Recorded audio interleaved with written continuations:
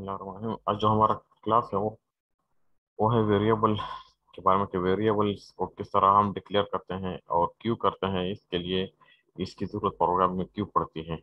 तो इसकी वजह यह है कि एक फॉर एग्जांपल हम कोई चीज़ प्रोग्रामिंग में कंप्यूटेशन करते हैं, तो कुछ वैल्यूज़ को हम स्टोर करना चाहते हैं।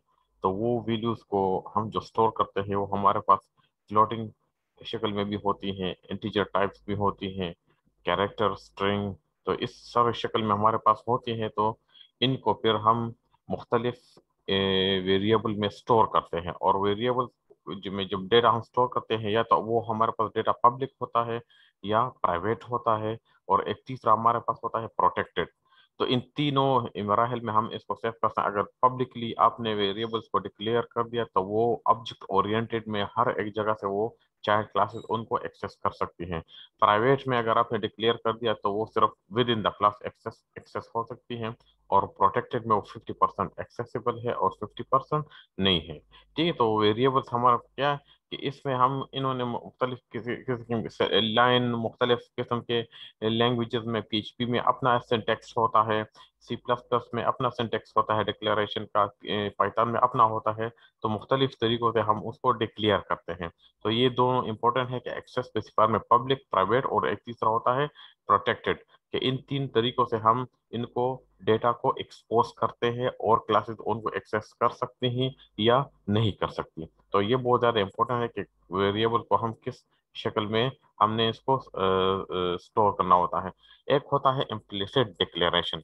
इम्प्लिसिट डिक्लेरेशन क्या क्या है कि जिस तरह विजुअल बेसिक पीएचपी इस तरह और हमारे पास होता है कि when you use a variable without declaring it, के रन टाइम पे आप उसको डिक्लेयर करते हैं, कि पहले से इनिशियल स्टार्ट से अगर आप उसको डिक्लेयर नहीं करते तो उसको इम्प्लिसिट डिक्लेरेशन कहते हैं। ठीक है ना। और अगर आप रन टाइम पे डिक्लेयर करते हैं तो फिर हमारे पास एक्सप्लिसिट वर्जन आ जाता है, और ये बहुत खतरनाक होता है, हैजर्डस फीचर होता है, क्योंकि आपने पहले से इसको डिक्लेयर नहीं किया होता, और रन टाइम पे जब आप उसको यूज करते हैं तो इसमें बहुत ज्यादा प्रोबेबिलिटी है कि कुछ गार्बेज वैल्यूज भी आ सकती हों। तो जब भी आपने प्रोग्रामिंग करनी हो, जब भी आपने कोई एप्लीकेशन बनानी हो, तो पहले से पहले आपने इम्प्लिसिट डिक्लेरेशन वाला ऑप्शन आपने इसको टर्न ऑफ करना है, क्योंकि ये डिक्लेरेशन बहुत ज़्यादा इंपॉर्टेंट है। पहले से आपको कंपाइलर को बताना पड़ता है कि जो वेरिएबल आप इस्तेमाल कर रहे हैं ये इंटीजर टाइप है या फ्लोटिंग टाइप है या कैरेक्टर टाइप है या स्ट्रिंग टाइप है, किस टाइप का ये वेरिएबल आप यूज करते हैं। ठीक है ना। तो इनिशियलाइजिंग डेटा का क्या मतलब है कि जब भी इनिशियलाइजिंग डेटा का मतलब ये होता है कि जब भी आप कोई वेरिएबल को इस यूज करते हैं, सबसे पहले आप उसको जीरो से या किसी कुछ इस तरह उससे आप इसको इनिशियलाइज करते हैं। ठीक है ना। तो जीरो से इनिशियलाइजेशन का मतलब ये होता है कि आप उस वेरिएबल को क्लीन कर लेते हैं, गार्बेज वैल्यू से साफ कर लेते हैं। तो उसको मोस्टली हम जीरो से इनिशियलाइज करते हैं। तो ये एक अच्छा आइडिया होता है। इसके लिए डिफॉल्ट कंस्ट्रक्टर्स होते हैं जो ऑब्जेक्ट ओरिएंटेड में हम क्लासेस को इनिशियलाइज करते हैं वेरिएबल सतह पे। अनइनिशियलाइज्ड वेरिएबल्स का नुकसान ये होता है कि उसमें गार्बेज वैल्यूज आ जाती हैं, जो वैल्यूज अगर आपने कोई वैल्यूज उसमें स्टोर करनी होती है तो उसके साथ कुछ और वैल्यूज अपनी तरफ से ऐड अप हो जाती है। तो आपका जो कंटेनर है, आपका जो वेरिएबल है, उसमें जो वैल्यू आप स्टोर कर रहे हैं वो क्या हो जाती है, वो चेंज हो जाती है, वो मतलब है कि उसको वैल्यू नहीं हो रहती। तो उस वजह अनइनिशियलाइज्ड वेरिएबल से इनिशियलाइज्ड इनिशियलाइज्ड वेरिएबल जो है वो ज़्यादा सेफ होती है। ठीक है ना। तो इनिशियलाइजेशन ऑफ वेरिएबल्स बहुत ज़्यादा इंपॉर्टेंट है कि आप इनिशियलाइजिंग डेटा हम इसको क्यों कहते हैं, ये इस वजह से कहते हैं कि हम पहले से उनको जीरो के अगेंस्ट इनिशियलाइज कर लेते हैं। हमारे पास ये बहुत ज़्यादा इंपॉर्टेंट उसमें आ जाते हैं। ठीक है ना, वेरिएबल्स का। फॉर एग्जाम्पल यहाँ पे हमारे पास check input parameters for validity, इन्होंने यहाँ बताया कि हम हमारे पास वेरिएबल्स है I D X, total, done, ये फॉर एग्जाम्पल हमारे पास वेरिएबल्स हैं।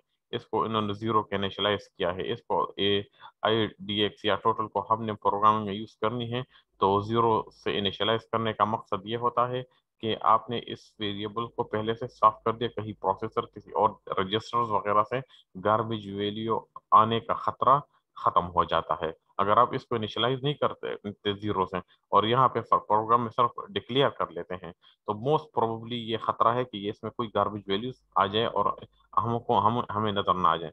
डन का मतलब ये होता है एक हमारे पास फ्लैग रजिस्टर होता है, 7 बिट्स का होता है, जो ट्रू फॉल्स पे डिपेंड कर, या तो ट्रू होगा या फॉल्स होगा। तो आप इसको क्या कर सकते हैं, इसको आप फॉल्स से, हमने इसको डन को पहले से हमने फॉल्स के साथ इनिशियलाइज कर दिया कि डन वाला वेरिएबल जहां भी हम इस्तेमाल करेंगे इसमें फॉल्स वाली वैल्यू पड़ी होती है। तो फॉर एग्जाम्पल बहुत ज़्यादा कोडिंग जब आप करते हैं, बहुत लंबा एप्लीकेशन, बहुत लंबा प्रोग्राम आपने बना दिया है और उन वेरिएबल्स को आप ने क्या किया है, इस्तेमाल किया है, तो फिर इन वेरिएबल को अगर आप दोबारा रीयूज में लाना चाहते हैं, तो हम आप सबसे बेस्ट मेथड क्या होता है, इसको आप इनिशियलाइज बार बार जीरो से करते जाएं। तो जीरो से जब आप उसको बार बार इनिशियलाइज करेंगे तो क्या होगा, वो वेरिएबल बिल्कुल साफ होगा। ठीक है ना। तो आज का जो हमारा लेक्चर है, इस वीक का जो लेक्चर है, वो हमारे वेरिएबल्स पे डिपेंडेंट है कि वेरिएबल्स है क्या, वेरिएबल्स को हम क्यों इस्तेमाल करते हैं, वेरिएबल्स हमारे प्रोग्रामिंग में क्या रोल अदा करते हैं। और ये इस वजह से कि हमारे पास हम जो भी प्रोग्राम लिखते हैं ऑब्जेक्ट ओरिएंटेड की तरफ जाते हैं, क्लासेस की तरफ जाते हैं, तो हमारा जितना भी, हाँ, जितनी भी डीलिंग हमारी होती है, जितनी भी कंप्यूटेशन हम करते हैं, हम डेटा पे करते हैं।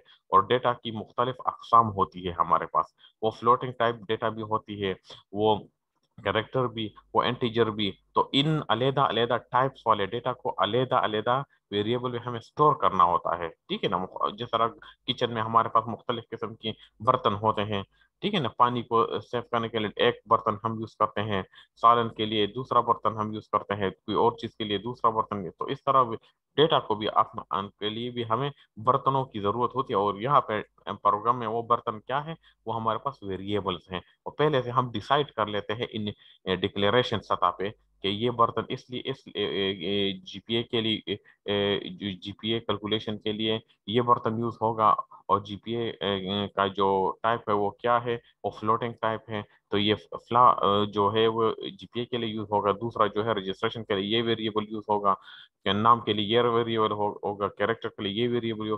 तो पहले से हम इसको इनिशियलाइज कर लेते हैं, कंपाइलर को बताते हैं कि, और मेमोरी में उसके लिए जगह अलॉट हो जाती है। तो वेरिएबल्स के साथ हमारे डीलिंग है इस लेक्चर में हमारा। दूसरा वेरिएबल इनिशियलाइजेशन वो है कि बेटर बेटर क्या चीज है, initialize variable closer to where they are used. समझ आ गई। जहां भी आप वेरिएबल को इस्तेमाल करते हैं, तो वो आप उसको इनिशियलाइज कर ले, डिक्लेयर और इनिशियलाइज। क्योंकि अगर आप पहले आपने इसको 50 लाइन कोड के बाद यूज करना है और इनिशियलाइज आपने अब करना है, तो ये पॉसिबिलिटी है कि दरमियान में से कहीं ना कहीं गार्बेज वैल्यू आ जाए और ये वेरिएबल में वो उसको ऑक्युपाई कर दें। ठीक है। तो उसके नजदीक आपने इसको इनिशियलाइज करना है, इस तरह टोटल को इस तरह, डन इस तरह, और कोडिंग के साथ नजदीक। और ये क्यों बेटर बेटर है, easier to reference variable in the code, इनो, तो ये चीज बताई है। और decrease chances of overwriting variable value later on. तो ये दूसरा लाइन जो है गार्बेज अटैक के बारे में बताया कि गार्बेज वैल्यूज की अटैक जो है वो मिनिमम बल्कि जीरो हो जाती है। ठीक है ना। तो नजदीक आपने इसको यूज करना, नीचे कोडिंग यूज इस वेरिएबल को इनिशियलाइज कर दिया, और ये, और साथ ही साथ अगर आपने इसको इंटीजर डिक्लेयर करना, तो यहाँ आई एन टी लिखते हैं, इंटीजर। ठीक है ना। यहाँ पे अगर फ्लोटिंग तो फ्लोट लिखते हैं साथ। डन को यहाँ किस लिए, डबल लॉन्ग इसके लिए। तो आपने देखना भी होता है कि मेमोरी में कितना स्पेस इसके लिए ऑक्युपाई हो जाते हैं, फ्लोटिंग के लिए कितने बाइट्स, 4 बाइट्स है जो भी है, 2 बाइट्स कौन से, इंटीजर के लिए फॉर एग्जाम्पल 8 बाइट्स, 16 बाइट्स, जितना भी दरकार होता है उतना स्पेस वो मेमोरी में उसके लिए रिजर्व हो जाता है।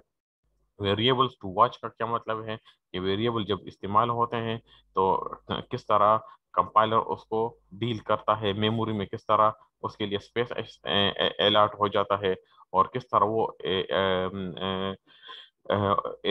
डिक्लेयर होता है स्टार्ट पर। तो प्रॉक्सिमिटी प्रिंसिपल का क्या मतलब है कि keep related actions together also applies to comments loop setup. Keep related actions का ये मतलब होता है कि जो सेम टाइप का काम होता है उनको एक ही मॉड्यूल में डाल दो, जो दूसरे टाइप का काम है उसको दूसरे मॉड्यूल में डालो, तीसरे काम है वो तीसरे मॉड्यूल में डालो। ठीक है ना। तो जिस तरह का सेम एक्शंस हैं, तो या इसका ये मतलब है कि सेम डेटा को आप सेम क्लास में डाल दें। ठीक है ना। फ्लोटिंग डेटा है उसको एक क्लास में डाल दो, कैरेक्टर डेटा को दूसरे क्लास में डालो, इंटीजर को तीसरे क्लास में। ठीक है, ये है अटेंशन टू काउंटर, एक्यूमुलेटर। इसमें फॉर एग्जांपल हमारे पास ये चीजें भी है जहाँ पे आपने समेशन करनी है, जहाँ पे आपने डिवीजन करनी है, तो प्रोसेसर के अंदर जो रजिस्टर्स वगैरह होते हैं उनके बारे में बात की जाती है। हर एक के लिए वेरिएबल को डिक्लेयर कर ले और इनिशियलाइज कर ले, ठीक है ना। और कंपाइलर वार्निंग मैसेजेस को भी देख लेते हैं, कंपाइलर कौन से वेरिएबल को डील नहीं कर पा रहा तो वो नीचे हमें एरर देगा, तो उनको भी देखना बहुत ज्यादा इंपॉर्टेंट है। मेमोरी एक्सेस टूल से आप क्या कर सकते हैं, पॉइंटर्स और लीकेज वगैरह आप देख सकते हैं कि कौन सा स्पेस, कौन सा एड्रेस इस वेरिएबल के लिए रिजर्व हो गया। तो इस तरह टूल्स हमारे पास अवेलेबल है। उन टूल्स के थ्रू हम ये देख सकते हैं, जिस तरह सिलीनियम है, मुख्तलिफ कोड्स को हम सिलीनियम के थ्रू टेस्ट करते हैं।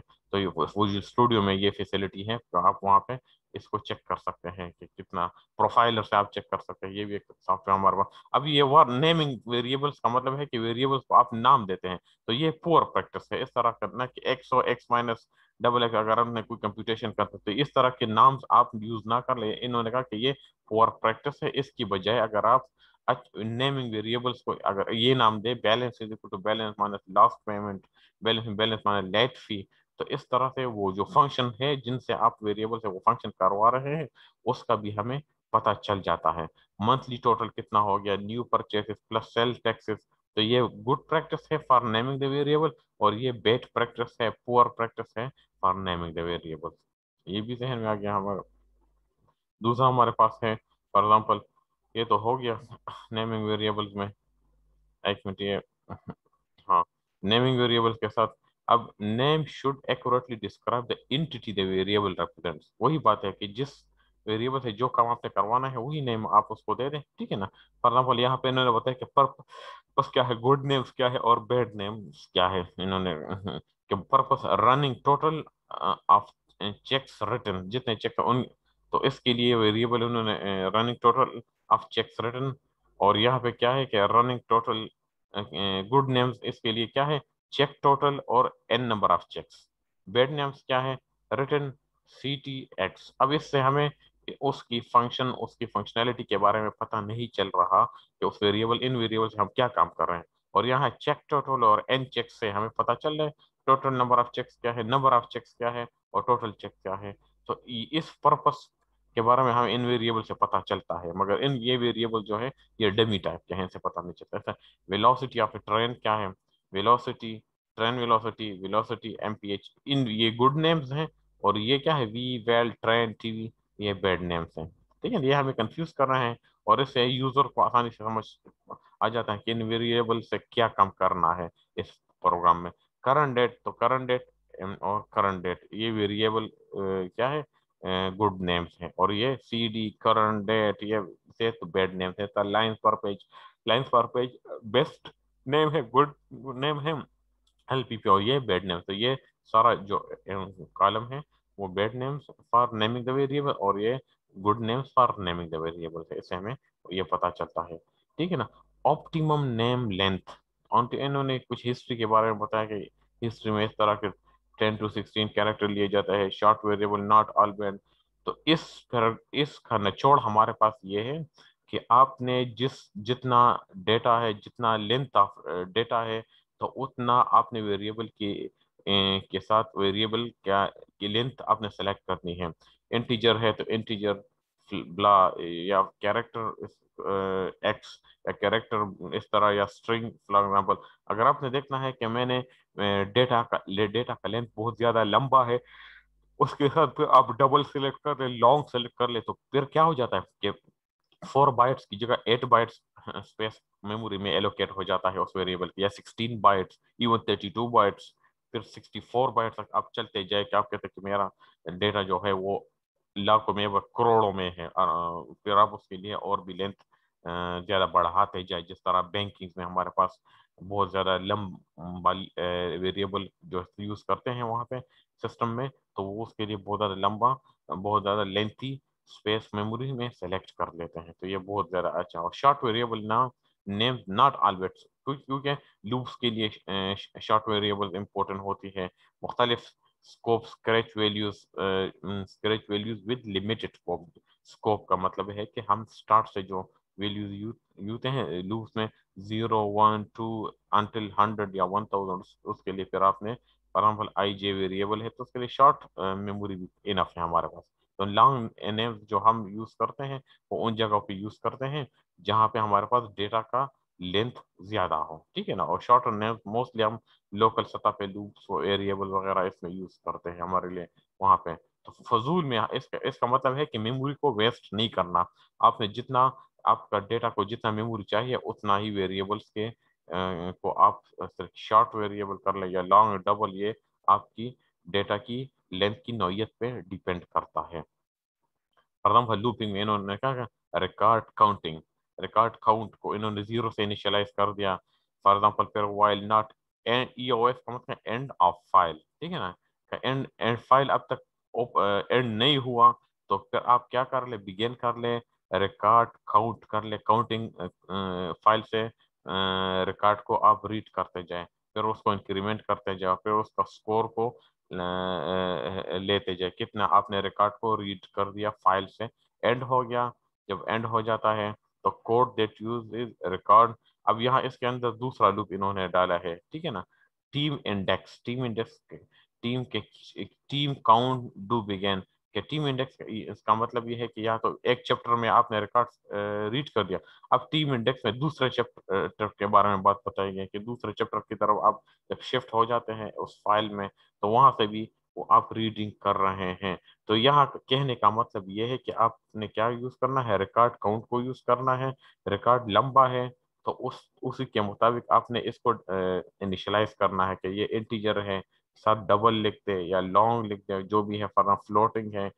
रिकॉर्डिंग रिकॉर्ड का नेचर क्या है, तो यहाँ रीड एल एन आपने रिकॉर्ड काउंट को आपने यूज करना है, यहाँ टीम इंडेक्स को आपने यूज करना है। तो इनकी लेंथ आपने इतनी बढ़ानी है जितना आपके पास डेटा का लेंथ है, ठीक है ना। टीम इंडेक्स और रिकॉर्ड काउंट, और साथ ही साथ इन्होंने यहाँ इसको जीरो के इनिशियलाइज कर दिया, इसको वन की इनिशियलाइज कर दिया, वन से लेके एंड तक जितने चैप्टर्स होंगे वो रीड अप किए जाएंगे, ठीक है ना। आई जे फ्यूजेस नेस्टेड लूप्स, इन्होंने आई जे का मतलब ये है कि आपने क्या करना है कि आपने अगर नेस्टेड लूप, एक लूप के अंदर दूसरा लूप, फिर दूसरे के अंदर तीसरा लूप, ये हमारे पास क्या, ये नेस्टेड लूप कहलाता है, ठीक है ना। तो लूप्स में हम क्या करते हैं मोस्टली, इन्होंने इसको इन रिकॉर्ड काउंट, इन्होंने लूप्स में इसको जीरो के इनिशियलाइज कर दिया, मगर साथ ही साथ लॉन्ग डबल वगैरह इसका लेंथ नहीं बढ़ाया। तो कहने का मतलब यह है कि लूप्स में हमें लंबे लंबे लंबे वेरिएबल्स की जरूरत नहीं पड़ती, ठीक है ना।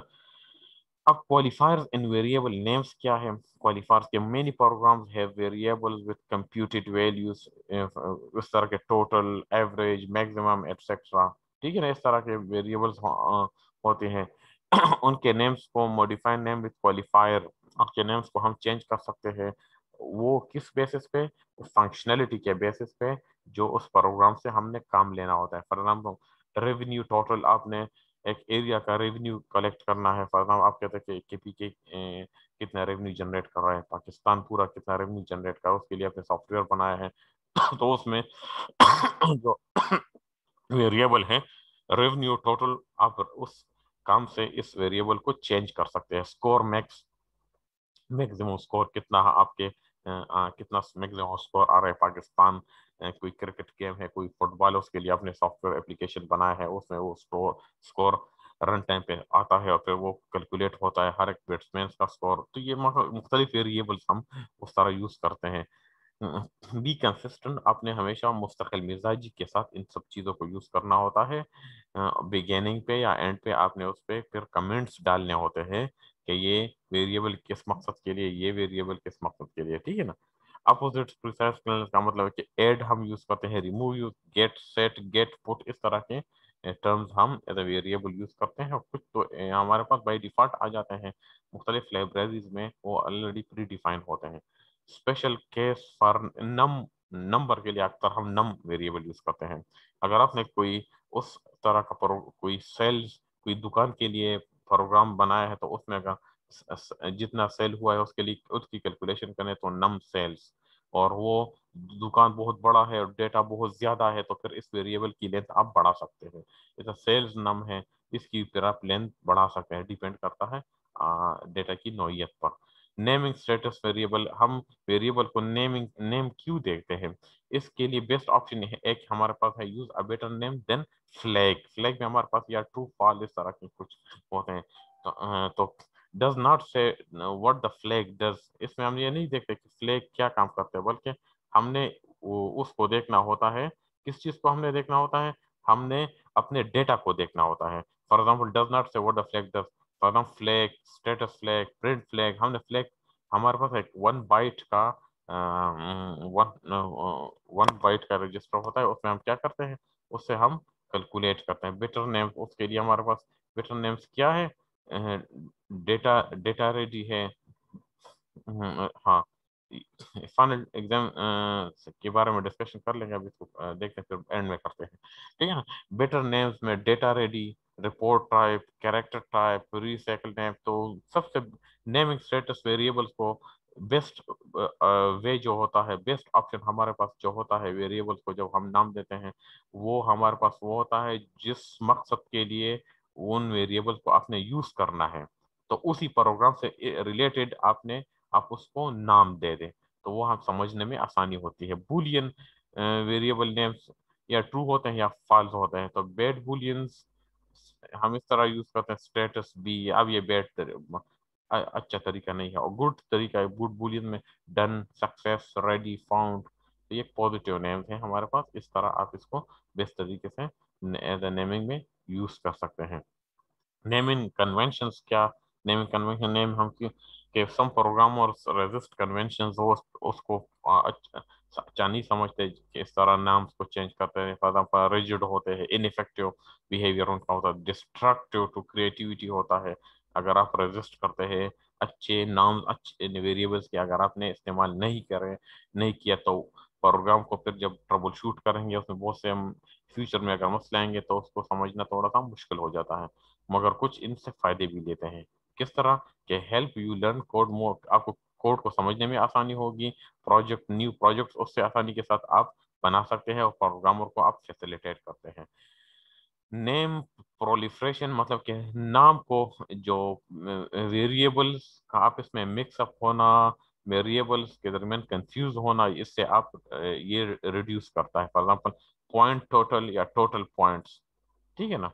तो इस तरह आप उससे बच सकते हैं। कभी कभार इसमें एक टाइप का डेटा पड़ा होता है, जिसमें दूसरे टाइप का डेटा पड़ा होता है, तो प्रोग्रामर कहीं ना कहीं इसको मिक्सअप कर लेता है। तो नाम वेरिएबल्स को थोड़ा सा हमने हर हाल में यूनिक रखना होता है कि वो मिक्सअप ना हो जाए, ठीक है ना। Compensate for language weakness. Language weakness का मतलब है कि वही वाली बात है कि इन्यूमरेटेड टाइप्स आ जाते हैं, आपने ऊप्स क्लासेस को यूज किए, उसके चाइल्ड क्लासेस बनाए हैं, इनहेरिटेंस अप्लाई किया है उस पर मुख्तलिफ तरीके से, और आपने वेरिएबल्स में ये वाला कन्वेंशन, ये नेमिंग वगैरह नहीं की, तो सब कुछ मिक्सअप हो सकता है, ठीक है ना। Any convention is better than no convention. इसका मतलब है कुछ ना कुछ नाम आप वेरिएबल को जरूर दे, बगैर उसके कि कुछ ना दे, ठीक है। फॉर एग्जाम्पल ये अच्छा तरीका है, employee address, employee phone, employee name. अब ये तीन वेरिएबल इन्होंने, अगर आप ये एड्रेस, फोन और नेम ना लिखे, एम्प्लाई व एम्प्लाई एम्प्लाई एम्प्लाई, तो अब क्या हो जाएगा? ये में आप कंफ्यूज आ जाएंगे। एक एम्प्लाई में एड्रेस स्टोर है, दूसरे में फोन है, और दूसरे में नाम है। तो बजाय इसके कि सिर्फ एम्प्लाई एम्प्लाई एम्प्लाई डिक्लेयर करते हो, एम्प्लाई एड्रेस कर रहे, एम्प्लाई फोन कर रहे, एम्प्लाई नेम कर रहे, तो ये बेस्ट है, बस आपको भी समझने में आसानी होगी वो, और इस पे कंप्यूटेशन भी आसान होगी। We when to have naming convention, जब नेमिंग कन्वेंशन का मतलब है जब आप वेरिएबल्स को अच्छा नाम देंगे, तो multiple programmers working on a project, तो उनको वेरिएबल को समझने में आसानी होगी। Plan to turn a program over to another programmer for modification, for maintenance, reviewed by others, और large you must think about in pieces, modules में आप डिवाइड कर सकते हैं, unusual terms और मुख्तलिफ तरीकों से। तो कहने का मतलब है कि ज्यादातर a lot of programmer already उस प्रोजेक्ट पे काम कर रहे होते हैं, तो उनको बार बार समझाना मुश्किल होता है। तो इस वजह से वेरिएबल में को आप जो है वो नॉन नाम यूज कर ले। और फॉर एग्जांपल एक स्टूडेंट है, उसके उसका मैं प्रोफाइल बनाना चाहता हूँ, तो उसके लिए मैं for example student GPA, student name, student registration number, student registration number और स्टूडेंट फादर नेम जो भी है। तो स्टूडेंट, अगर मैं स्टूडेंट स्टूडेंट स्टूडेंट सिर्फ 4 स्टूडेंट डिक्लेयर कर दूं, उसमें डिफरेंट डिफरेंट वैल्यूज डालूं, तो मैं किस तरह समझूंगा? तो हर एक के साथ जो वैल्यूज उसमें स्टोर है उससे रिलेटेड नाम उसमें डाल। स्टूडेंट जीपीए, बस जीपीए फ्लोटिंग आप उसको डिक्लेयर, स्टूडेंट नेम उसको कैरेक्टर स्ट्रिंग वगैरह में डिक्लेयर करते हैं, स्टूडेंट रजिस्ट्रेशन नंबर उसको इंटीजर में करते हैं, ठीक है। तो नेमिंग बहुत ज्यादा इंपॉर्टेंट है, ठीक है, यूनिकनेस लाने में। तो for example informal naming convention, एक फॉर्मल तरीका होता है, एक इनफॉर्मल होता है जो हम अपनी मर्जी के मुताबिक अक्सर यूज करते हैं। Guidelines for language independent can identify Global's, एक ग्लोबल वेरिएबल होते हैं जो आपके प्रोग्रामर के हर एक जगह पे हम इसको इस्तेमाल कर सकते हैं प्रोग्राम में। और एक लोकल वेरिएबल होता है जो एक स्पेसिफिक प्रोग्राम के अंदर हम इसको डिक्लेयर कर लेते हैं, सिर्फ वहाँ वहाँ जाना पहचाना होता है। और ग्लोबल जो है वो पूरे प्रोग्राम जितने भी हजारों लाइन ऑफ कोड हर एक जगह पे वो आपने बिल्कुल टॉप पे डिक्लेयर किया होता है। आइडेंटिफाई ग्लोबल वेरिएबल, फिर overall G underscore overall total, तो ग्लोबल के लिए उन्होंने ये वेरिएबल चूज किया है। मॉड्यूल वेरिएबल्स के M underscore name, type in definition के int underscore count, identify named constants, constants name के लिए ऑल अपर केस, और इन आउट पैरामीटर के in underscore name out underscore price. तो इस तरह के आप नेमिंग इन फॉर्मल तरीके से आप इसको भी इस्तेमाल कर सकते हैं। कुछ फॉर्मल तरीके हैं पहले से प्री डिफाइन होते हैं, उसको भी हम कंसिडर कर सकते हैं। Typical prefixes for C program के लिए, फॉर एग्जांपल हम कहते हैं कैरेक्टर का C, C H, C plus plus में, इंटीजर में आई, इंडेक्स में आई जे, नंबर के लिए एन, पॉइंटर के लिए पी, स्ट्रिंग के लिए ऐसे, इस तरह के टिपिकल वो होते हैं। जिस तरह example character point two P, P S underscore first underscore name, तो ये तीनों जो है अंडरस्कोर के साथ जुड़े हुए, ये हमारे पास क्या है? ये पॉइंटर है, मेमोरी में एड्रेस को पॉइंट करता है, मगर इसका टाइप क्या है? वो कैरेक्टर है, ठीक है। मेरा 1 बाइट है समथिंग, इस तरह में वो रिजर्व करता है। तो ये टिपिकल प्रीफिक्सेस है सी, सी प्लस प्लस के लिए। इस तरह पाइथन के लिए भी डिफरेंट होता है, उसके लिए जावा में डिफरेंट है, पीएचपी में डिफरेंट है, कुछ ज्यादातर चीजें मिक्सअप। जो पी सी सी प्लस पर है, ये सारे प्रोग्रामिंग लैंग्वेजेस का बेस है। अगर आपने इसको इनमें चीजें सीखी, इस तरह ऊप्स में चीजें सीखी, तो बाकी जो 30-40% हर एक प्रोग्राम में सिंटेक्स चेंज होता रहता है।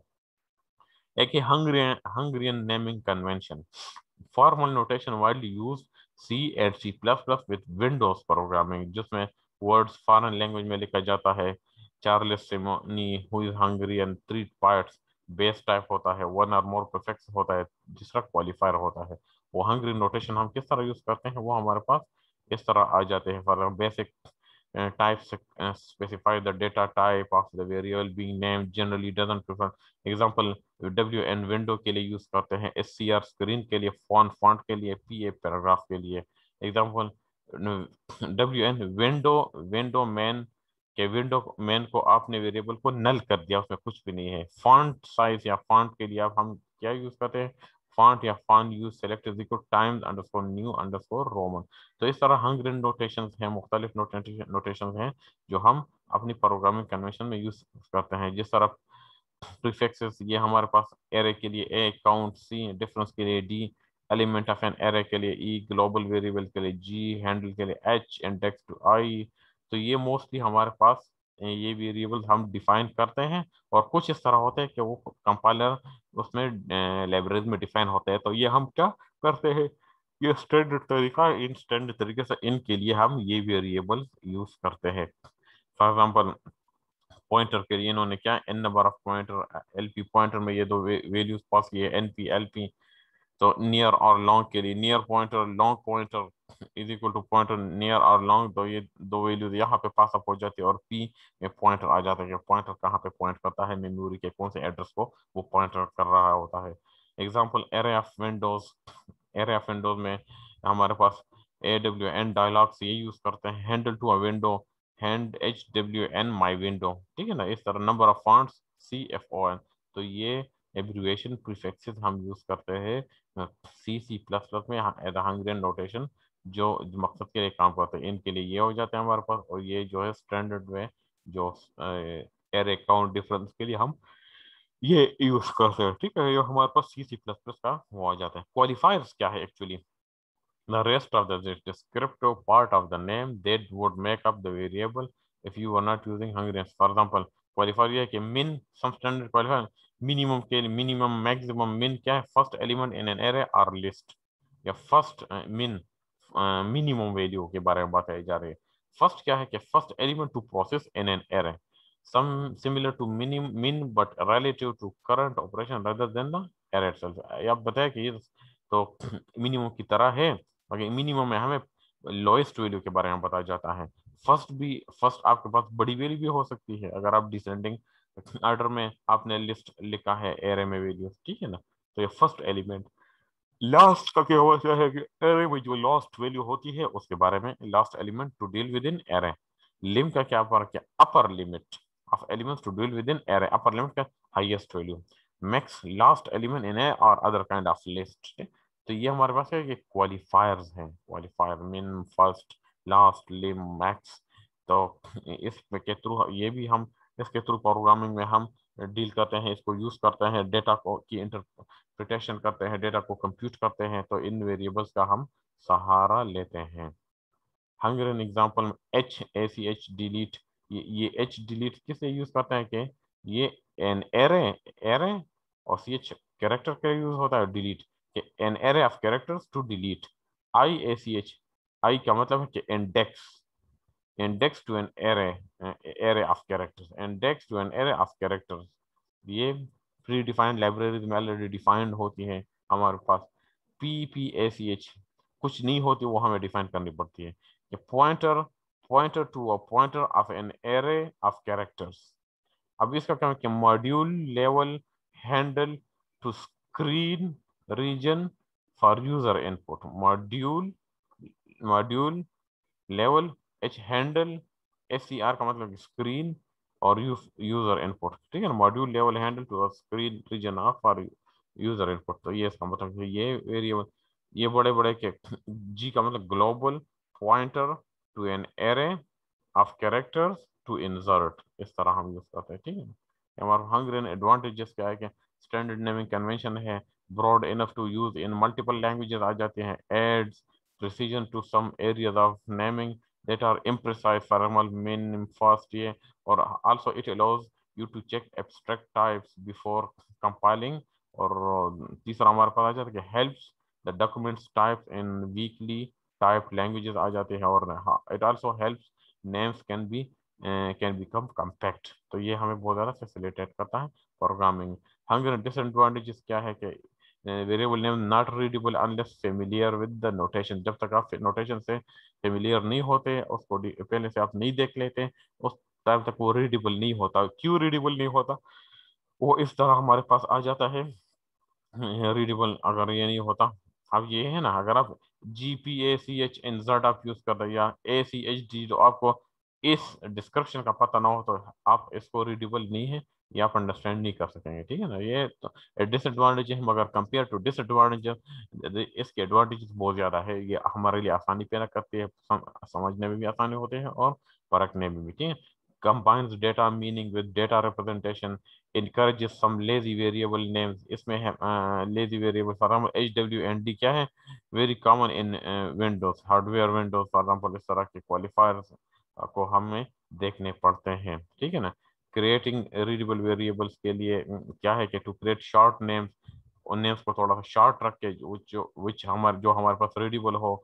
जनरल गाइडलाइंस है उसको शॉर्ट रखने के लिए. किस तरह? वो क्या है कि रिमूव नॉन लीडिंग वॉवल्स को आप रिमूव कर ले. Computer to for example CMPTR, तो ये कंप्यूटर इस तरह आप कन्वर्ट कर सकते हैं नॉन रीडेबल वॉवल्स को. Use first letter or truncate after 1 to 3 letters, उसको आप ट्रंकेट कर ले, रिमूव कर ले. Remove useless suffixes for example ing, ed, etc. Keep the first and last letter of each word.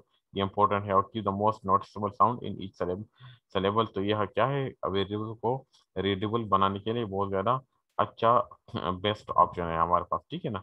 Variables for example don't इस तरह के आपने यूज नहीं करना. For example remove one character from a word does not justify the loss. Create pronunciable names for example post rather than xpstn. इस तरह आप use करते हैं पोस्ट वेरिएबल.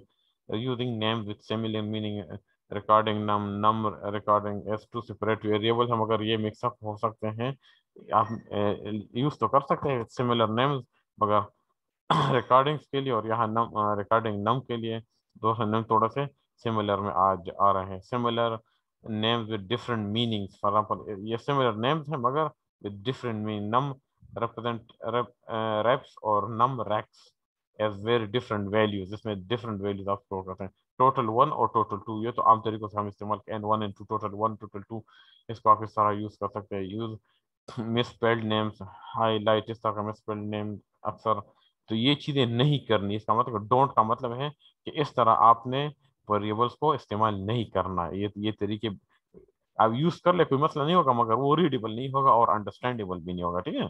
तो इनसे हमें बचना है और इससे अपने आप को बचाना है, ठीक है ना। तो ये आज का लेक्चर है, इंशाल्लाह नेक्स्ट लेक्चर में बात फिर जब वो होगी डिस्कशन होगी, मगर